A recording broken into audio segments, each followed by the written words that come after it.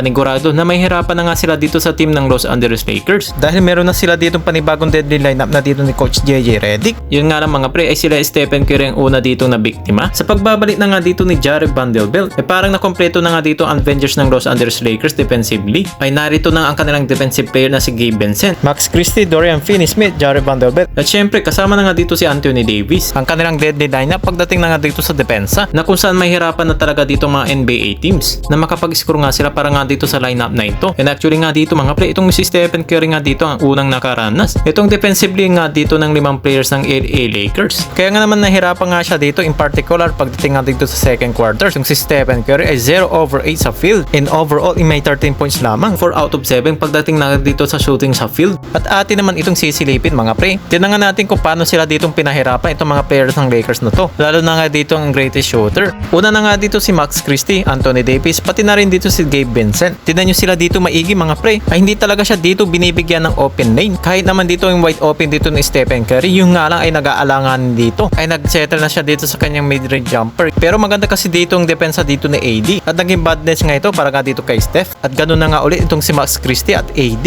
Ay napigilan ulit dito si Stephen Curry. Another miss na naman ang nakuha nila dito kay Steph. And then ganun na naman Max Christie at Anthony Davis. Once again dito nga si Stephen Curry. Actually meron na nga siya dito magandang look dito. Pero nang dahil na nga dito sa nice contest dito ni Max, ay nagmintis pa rin dyan dito si Steph. And then nung makuha na nga dito ni AD itong si Steph, dito nga sa kanilang 1-on-1, abay alam natin na magaling din nga dito si Anthony Davis. Ay pagdating na nga dito sa perimeter ay mintis na nga dito si Curry. At nang si Dorian Finney-Smith naman dito ang natasan naman dito kay Stephen Curry. At siya rin maganda rin dito ang kanyang ipinakitang depensa dito nga sa superstar ng Golden State Warriors. And actually great defense nga talaga, great contest. Ay nagresulta na naman yan dito ng miss para dito kay Steph. At syempre hindi rin magpapahuli din dyan itong si Jared Vanderbilt. At siya rin dito mga pre ay nakakuha rin dito ng back-to-back ng magandang defense para nga dito kay Stephen Curry. Nang dahil sa kahit papano kanyang magandang help defense na talaga naman nahirapan ditong bumero ang greatest shooter. At ayan na mga pre ang bagong deadly lineup dito ng Los Angeles Lakers na defensively na kung saan nandyan si Gabe, Max, DFS, Bando at pati na rin dito si Anthony Davis. At mukhang na-recognize na kagad yan dito ng Coach Redick. At ito na nga ang binalitan na nga sa atin mga pre. The Lakers are trying to become a defensive team. Nang dahil na nga dito sa kanilang new identity na unti-unti na talaga nakukuha dito ng Los Angeles Lakers. Nang dahil unti-unti nagiging healthy na nga sila na bumalik na itong kanilang magagaling na defensive players. Lalo na nga itong si Jared Vanderbilt na malaki kaagad ang naitulong niya dito pa lang sa una niyang pagbabalik. Itong depensa nga nila ay dito nga sila magpo-focus at dito nga sila magtutuon ng pansin. Ito ang kanilang gagawing strength dito nga sa kanilang paglalaro nila laban nga dito sa kanilang NBA teams. At ito nang mga nasabi na nga dito ni Coach JJ Redick. The offensive glass,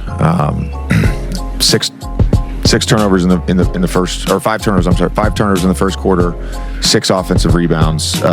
4 the rest of the way, 7 turnovers the rest of the way. We did a better job of that. At definitely, magandang patunay na nga ng evidence ng magandang ginawa nila dito kay Stephen Curry na moving forward na sana makikita pa rin natin yan sa kanilang susunod na games. Anyways mga pre, anong ba masasabi nyo at opinion nyo nga dito sa bagong deadly lineup dito ng Los Angeles Lakers? Tara at pag-usapan natin yan.